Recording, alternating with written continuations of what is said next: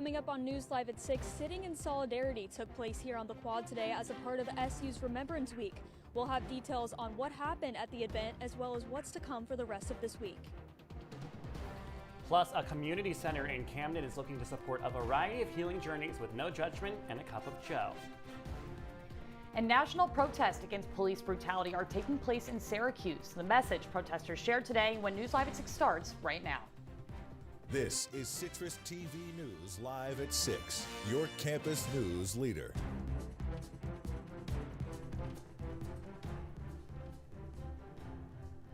Well, just yesterday, the Department of Justice released new details on the case of the Pan Am Flight 103 that killed 35 SU students over Lockerbie, Scotland 38 years ago. Welcome to News Live at 6 for this Wednesday.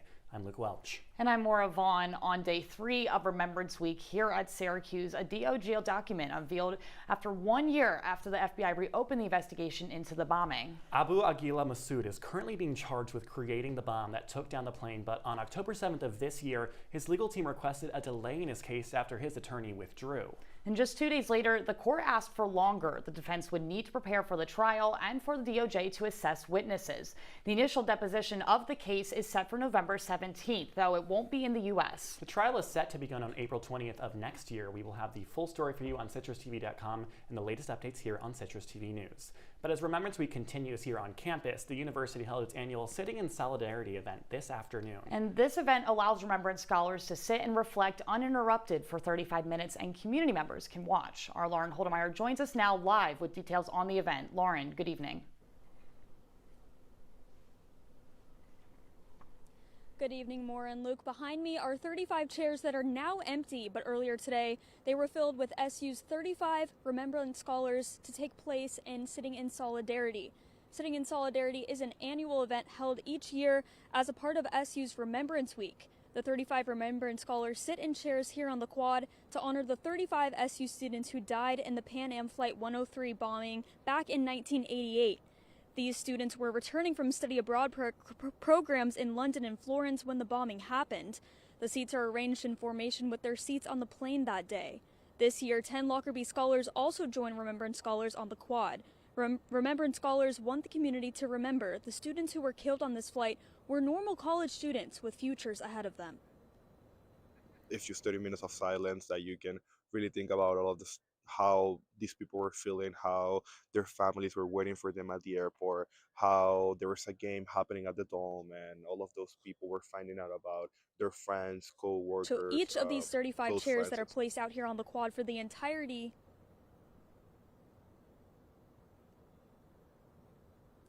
And I do want to point out the names that are attached to each of these 35 chairs that are out here for the entire week for Remembrance Week. Here in the front, we have Richard Paul Minetti and Alexander Losine, and there are also candles that are lit on each of the chairs. The Remembrance Scholars did leave those earlier today after Sitting in Solidarity. And these events are going to be taking place throughout the remainder of the week. More events will be happening tomorrow, Thursday, and then Friday we will wrap up Remembrance Week with the rose-laying ceremony and the Remembrance Scholar Convocation. We will have continued coverage on all of those events right here on Citrus TV News. For now, we're live in Syracuse. Lauren Holdemeyer, Citrus TV News.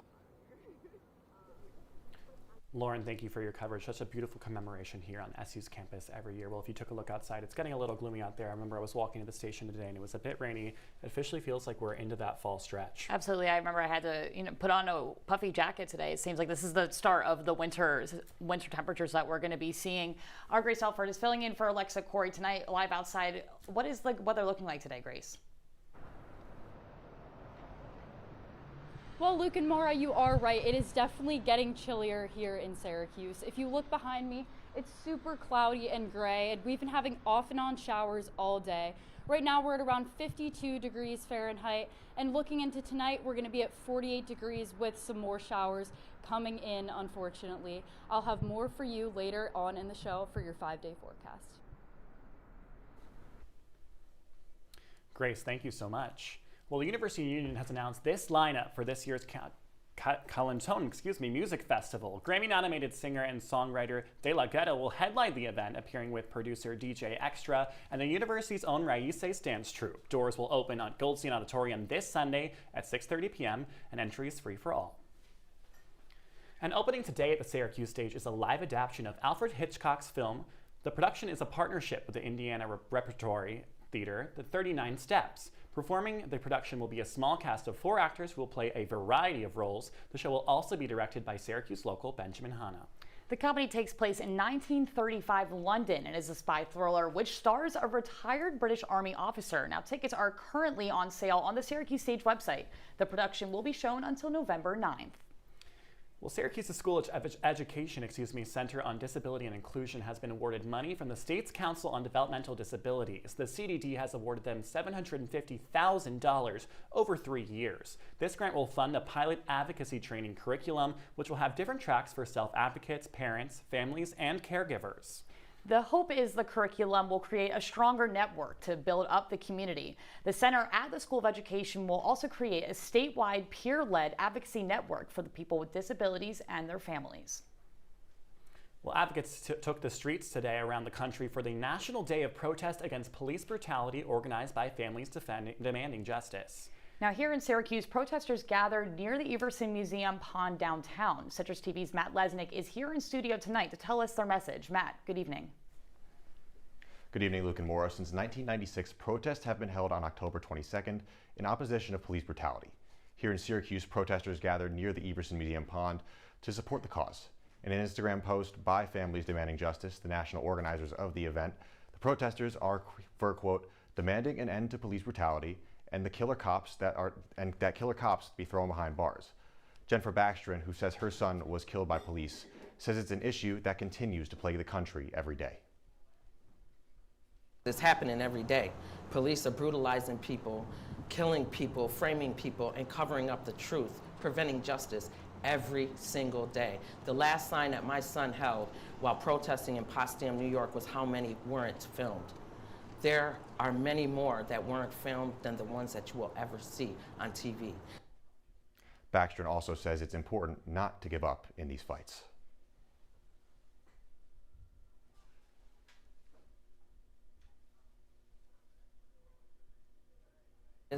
We don't have enough people like we had in 2020 to show up for the movement. We can't stop fighting. We cannot stop fighting. These police are going to keep doing what they're doing and getting away with it. We cannot stop fighting. We have to show up. The Syracuse protest comes just 2 days after the conviction of one guard in the case of the death of Robert Brooks. That's all I have right now, but Luke and Moira, I'll send it back to you. Matt, thank you for your coverage. The Democratic and Working Families mayoral candidate Sharon Owens announced today she is receiving an endorsement from a local state senator. Senator Christopher J. Ryan represents the 50th Senate District and the Democratic caucus of Onondaga County. Senator Ryan says that he is proud to support Owens for mayor because Owens leads with integrity and puts people first. The entire Democratic caucus of the Onondaga County Legislature also endorses Owens, saying that she is deeply rooted in the Syracuse community. And are you tired of potholes? Governor Kathy Hochul is announcing a $600 million plan to pave New York streets. 8 of the 185 projects are in central New York, spanning over 130 miles. Hochul's Central New York project will total up to $25.3 million. The paving project includes a number of towns and cities in CNY, such as Genoa, Camillus, Fulton, and Utica. Projects are expected to begin in 2026. Well, east of campus, SNAP food assistance recipients may lose access to their benefits next month. The Madison County Department of Social Services has said that SNAP recipients will begin to be affected by the government shutdown in November. All pending benefits will be placed on EBT cards once federal funding is approved. The county will continue accepting SNAP applications. Well, coming back to Onondaga County, a bus safety initiative has entered phase 2, with County Executive Ryan McMahon holding a press conference this afternoon. He is announcing some new updates to their progress. Our reporter Drew Matiasik was there and tells us what's next for Central New York schools.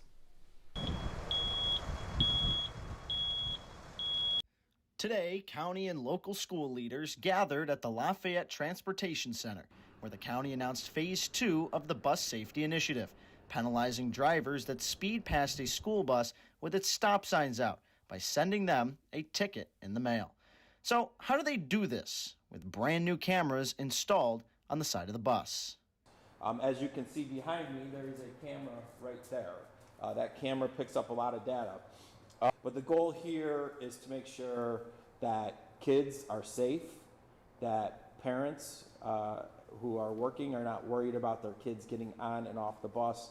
Now, since the Bus Safety Initiative's implementation in September, the county announces that nearly 1,500 tickets have been issued. Interim Superintendent of the Lafayette Central School District, Dan Bowles, says that he is satisfied with the results of the program so far. Because it keeps our kids safe, picking kids up and dropping them off. And when people pass them, when they're trying to pick up and keep the kids safe going to school, this is just one more step that's a deterrent that we can just have out there for the public to know. McMahon says that while Phase 1 had issues with drivers being ticketed outside of Gillette Road Middle School in Cicero when kids were not on the bus, he says that all those tickets were resolved and thrown out. The county says that Phase 3 of the initiative should be expected in early 2026. Drew Matiasik, Citrus TV News.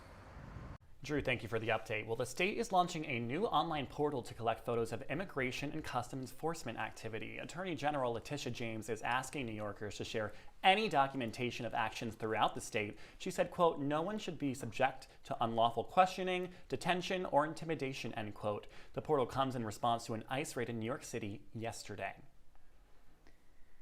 And a New York man has been charged with the felony count of making a terroristic threat. This comes after police were notified of a threat Saturday against Democratic House Minority Leader Hakeem Jeffries. The person charged was previously pardoned for his involvement in the January 6th insurrection. The man was arraigned on Sunday in a local court in Clinton, New York. That's about 45 minutes east of Syracuse, and is due back on Thursday. And after the break, the U.S. strikes another alleged drug boat in the Pacific. The details ahead. Plus, new details following the infamous museum robbery in Paris that's taking social media by storm. Hear what's next for the Louvre when your campus news leader returns. Rolling. Sound is speeding. Can you slow down that, please? This is 28-1. 28-1.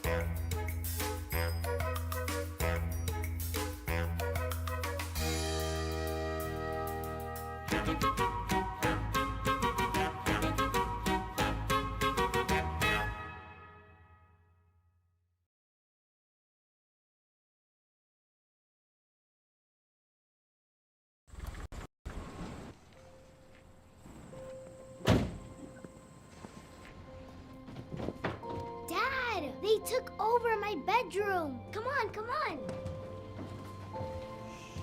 Okay, Dad. 1, 2, 3. Dad!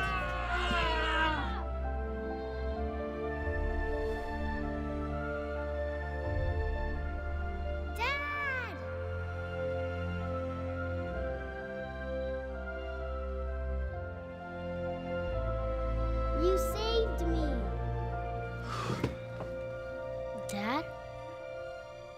Are you okay? I'm fine, dear.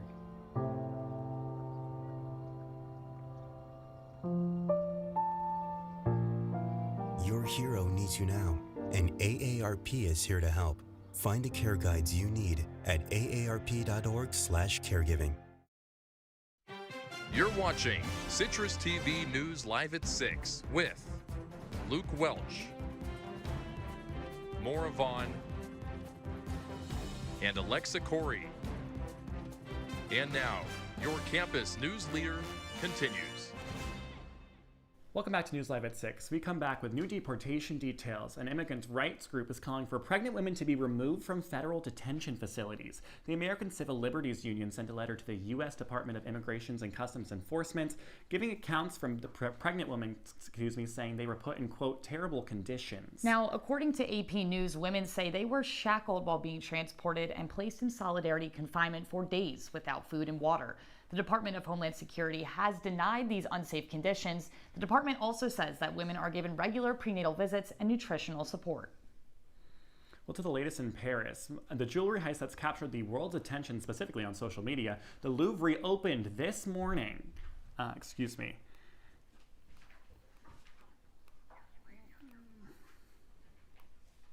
We apologize for those technical difficulties. Police are still looking for the 4 thieves who took the 8 pieces of jewelry in broad daylight this past Sunday. The room where the crime took place remains closed as investigators continue to look for clues. The stolen jewels have an estimated value of over $100 million. There are about 100 investigators in this race to find the jewels before they're resold.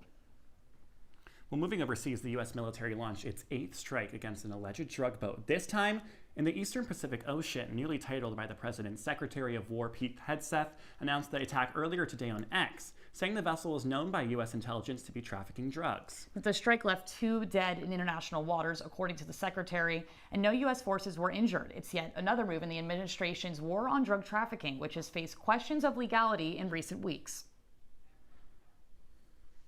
And coming up on News Live at 6, all of the weather for the rest of the week. Stay with us. I see you mobbing over her. Let's go. Let's mob. Let's crawl.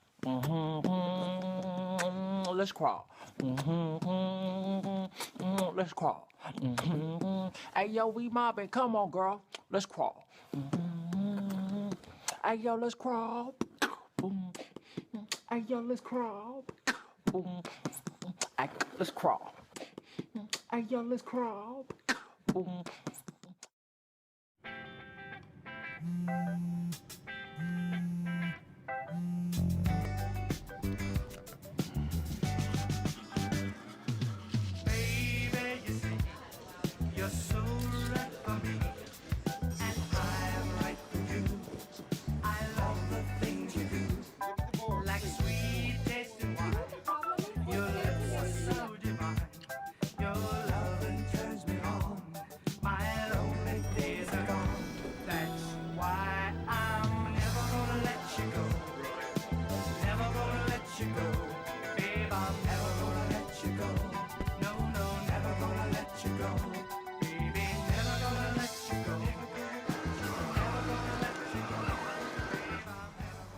Here you go.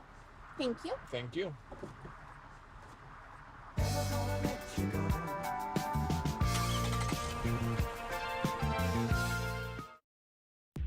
From the Citrus TV Weather Center, this is SU's most accurate weather forecast. Welcome back into News Live at 6. The rest of this week, we're going to be seeing those cool fall temperatures continue. So tomorrow, we're going to be seeing some mixed sun and showers, so maybe a chance to see a rainbow. And then heading into the rest of the week and weekend, on Friday, we're going to have showers. Saturday, partly cloudy. Sunday, also partly cloudy. And Monday, mostly sunny and staying in the 50s throughout those days. And this weekend will be bringing us into about 1 week away from one of my favorite holidays, Halloween.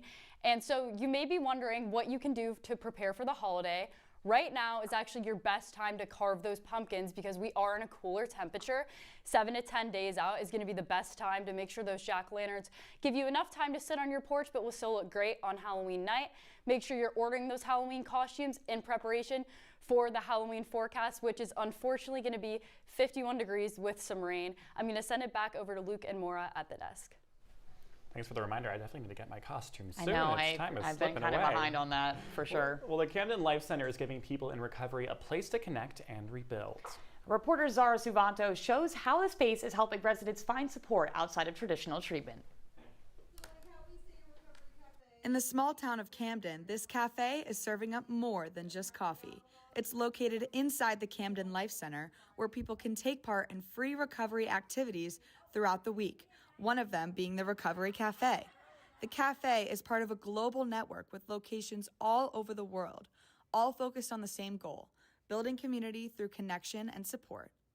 I'm also I'm in recovery. I've been sober for 6 years. So having that, it also helps me. And I just want it to grow. I want Camden to have a place that they can come and just feel connected to others, hear other people's story, know that they're not alone. We go on love, respect, compassion for the circle, and we go by that.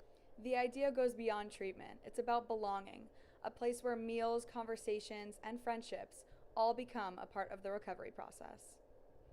The cafe also connects with Syracuse University researchers, studying how community spaces can strengthen recovery in rural areas. Our role at Syracuse is we bring the sort of evaluation, some infrastructure and resources, but the community really drives the work, right? So that's what makes it an authentic university community partnership, not just research, on the people, but research with the people. For many members, it's not just about staying sober. It's about rebuilding a sense of purpose and community. Zara Suvanto, Citrus TV News. Zara, such a heartwarming story. Thank you. Last week, Walmart announced that they will be partnering with OpenAI to create an artificial intelligence-focused shopping experience. The partnership includes other Walmart corporations as well, including Sam's Club. Now, the shopping experience will include purchasing directly with ChatGPT. It enhances product catalogs and promotes AI literacy and more. I think it's going to be a little interesting to see when you're checking out, there's not going to be the job of a cashier anymore, potentially, with this OpenAI, and you can really just check out using this technology. It's incredible what it can do. Well, as a former cashier myself, I gotta say, my favorite part of my grocery trip is just the human interaction. And it's one of those small things in life that you just gotta enjoy. So I don't know if I'm the biggest fan of it just yet, and it has taken over. I did see though, it was gonna make it 40% more efficient to shop. So it could be a quick shopper you might experience. Convince me there. You might convince me there. Speaking of efficiency, we're gonna need to see some of that this weekend down in Atlanta for Syracuse football. Gino Antamarino, what's coming up? Well, Moira, that's what Syracuse football hopes, but we'll just have to see when they take on the number 7 team in the country this weekend. Plus, the New York Knicks are in action tonight for game 1 of the season. What head coach Mike Brown expects for this first game. All that and more, stick with us. Welcome to my house. Lately, not my happy place. Everybody's pretty tired of each other. The parents were not themselves. My little brothers were morphing into small creatures. The walls were closing in.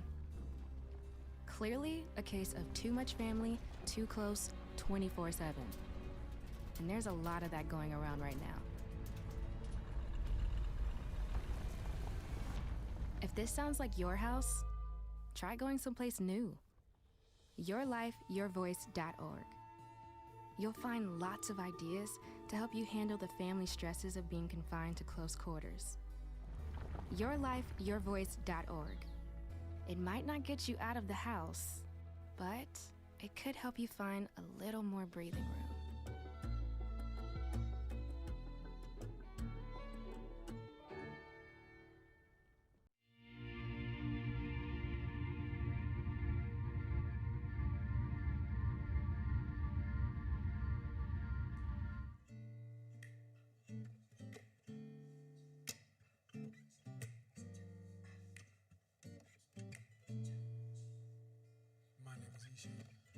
Hi, my name is Sadie Miller. My name is Luke Brady.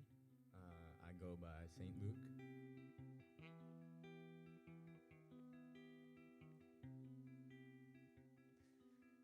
So this one I started with this guitar lick.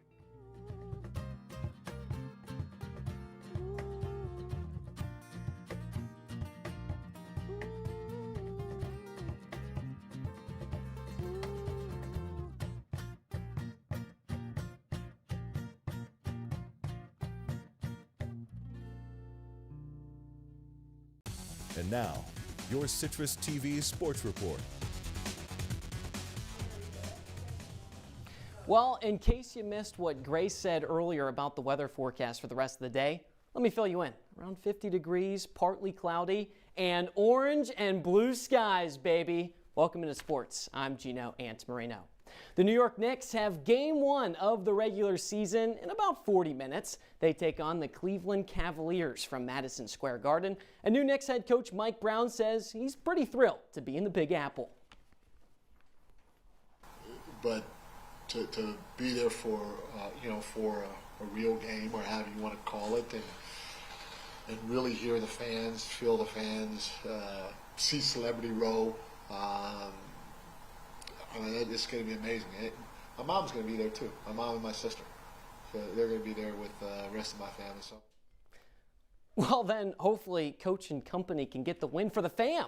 The Knicks are starting off the season handicapped, though, literally. New York big man Mitchell Robinson and scrappy swingman Josh Hart are both out, while Karl Anthony Towns is doubtful and OG Anunoby is probable. The Cavaliers also have some injuries to deal with. Guard Darius Garland, a 20-point-per-game scorer a year ago, is also a game-time decision. We'll see who steps up tonight. Opening tip is at 7.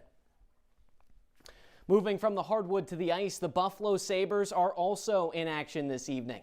They host the Detroit Red Wings at 7:30, and let me tell you, these Red Wings are red hot. Just one loss for Detroit through 6 games, as well as sporting a top 10 offense in the league.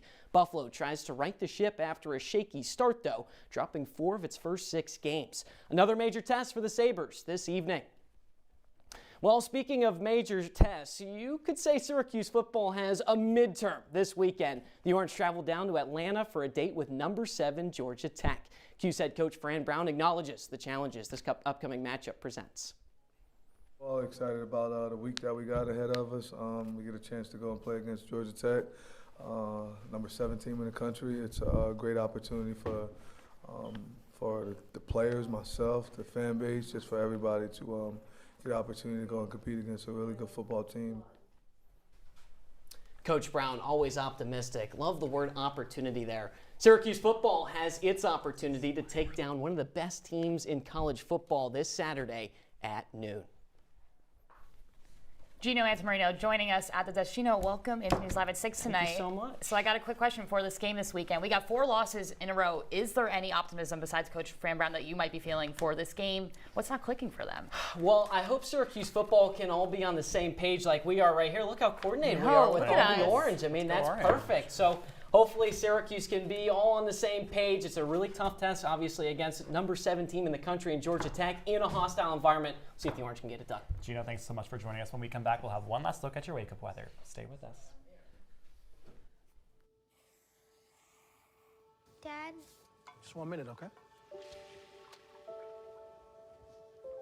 Hey, Bobo, do trees tell each other stories? I'm sorry. I'm afraid I don't know that. Hey, why don't we go find out?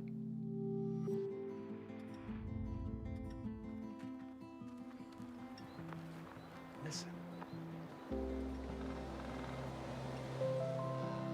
Do clouds take naps? I couldn't tell you.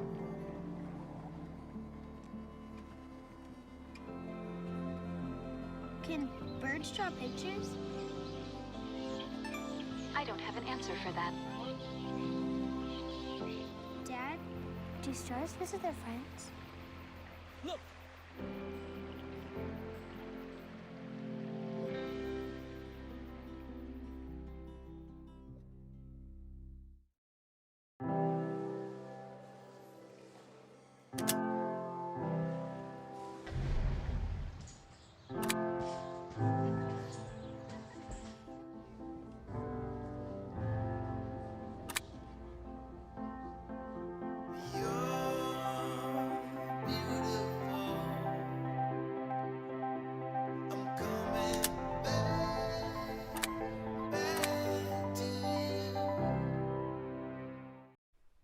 When you wake up tomorrow, make sure you're getting on some layers because it's definitely going to be a brisk morning. You're going to be at 46 degrees around 6 a.m., 48 at 9 a.m., and 53 at 12 p.m. And you're definitely going to be seeing some showers once we get into the afternoon. So make sure you're layering, maybe bringing your rain jacket as you go out to work or class tomorrow. Guys? Grace, thanks so much. Those temperatures really have us creeping towards Halloween, and it's spooky season, which means the spirit of Halloween is here. The national tour of the beloved murder mystery board game, Clue, will be coming to the Landmark Theater next week. Now, a scavenger hunt will be happening in conjunction with the musical in downtown Syracuse, where players can participate in a live-action game. The event opens on Tuesday, October 28th, with final performances being held on November 1st. Tickets can be found on the Landmark Theater website. I mean, Luke, a musical about a board game. I'm loving it. I'm a huge fan of musicals, and I'm a huge fan of the board game Clue. Moira, I have to ask you, who was your go-to character when you were playing Clue? I gotta go to the aspiring actress, Miss Josephine Scarlett. Scarlet. I have not played in years, but that was always my go-to character, I have to say. What about you? I would always have to go with Professor Plum. He was my go-to. And I would always win at Clue because my family was never as good at me. But it's fine, it's fine. Well, that's Citrus TV News Live at 6 for this Wednesday. Don't forget, you can follow us on X and Instagram at Citrus TV News. Now, for the entire Citrus TV News team, I'm Moira Vaughan. And I'm Luke Welch. Have a great night, Syracuse.